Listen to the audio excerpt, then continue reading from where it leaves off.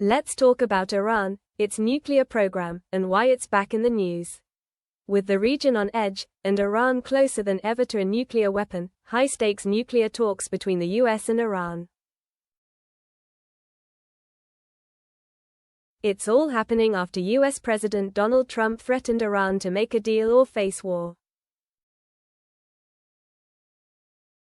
Did you mean military action though if they don't agree? Oh, if necessary, absolutely. Yeah, so, what does each side want from these talks? Why are they happening now? And how close is Iran to getting a nuclear weapon? Let's start with that last one. Iran's had a nuclear program for about 50 years, but has always insisted it's only for peaceful civilian use, i.e.,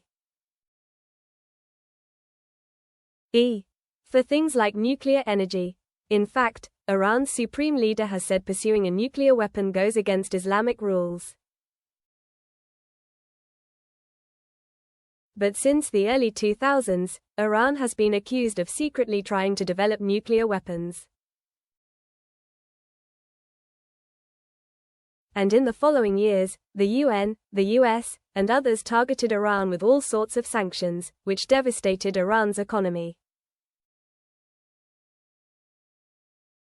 It's a total disaster. It can't be described by words. We've got nothing left. Then in 2015, back when Barack Obama was president, Iran signed a deal with 6 world powers, including the US, to limit its nuclear program. The EU was also involved. This is the deal's official name, but it's usually just known by its acronym, the JCPOA. In it, Iran agreed not to seek, develop, or acquire any nuclear weapons, and to allow investigators to monitor its nuclear activities. In return, UN sanctions on Iran would be lifted. For the next couple of years, the deal broadly worked, but it had some big critics, including Donald Trump. Iran deal was one of the worst and most one-sided transactions the United States has ever entered into. So, he ended US participation and reimposed sanctions. Basically, the US broke the deal and that pretty much killed it. Although technically all the other countries are still signed up, soon Iran was ramping up its nuclear program again. It started making it harder for investigators to monitor nuclear sites, and last year the world's nuclear watchdog said Iran has been dramatically accelerating uranium enrichment. Strengthening of their capacities is underway to get weapons-grade uranium, which you need to make a nuclear bomb. You've got to get to 90% enrichment of the uranium. Now Iran's got to 60% right now. That seems like there's quite a little bit of a gap there. Actually there's not. It's a terribly too small technical step, I'm told, to get from 60 to 90%. Iran is very, very close, and the experts think they could, if they wanted, do it in just over a week or so. Now, that would be a major step, but Iran would still have to build an actual weapon to carry a nuclear device, and there are various estimates about how long that could take, from a few months to a couple of years. That said, a recent US intelligence report concluded that currently Iran is not building a nuclear weapon, and that would need a political decision from Iran's supreme leader Ayatollah Khamenei, who has not reauthorized the nuclear weapons program. Though pressure is probably built on him to do so. Well, the Iranians still contend that their nuclear program is purely for peaceful purposes.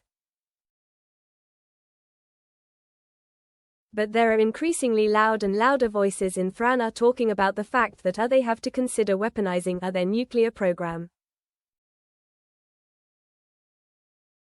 It is no secret that we have become a nuclear threshold state, and this is a reality. It is also no secret that we have the technical capabilities required to manufacture a nuclear bomb. Okay, so here's what's going on now. The latest US-Iran talks started in mid-April. The US side is led by Steve Witkoff. H is a former real estate developer and a close friend of Trump. The Iranian side is led by Foreign Minister Abbasari. He was also involved in the JCPOA negotiations. The Gulf state of Amman is mediating. But in between the high-level meetings, then the technical negotiations, and these are very detailed subjects. You're not just talking about high-level diplomacy. You're talking about nuclear physics. But what explains all the momentum we're seeing at the moment, and who wants what? Well, first look at the current backdrop in the Middle East. We've seen some big shifts in the balance of power in the last year or so since Israel's war on Gaza. We've seen Israel, a major US ally, go after Hezbollah, a major Iranian ally in Lebanon. We've even seen direct attacks by Israel and Iran on each other for the first time ever. Some analysts think all this has left Iran in a weaker position and more keen to strike a deal. Iran wants the threat of war lifted.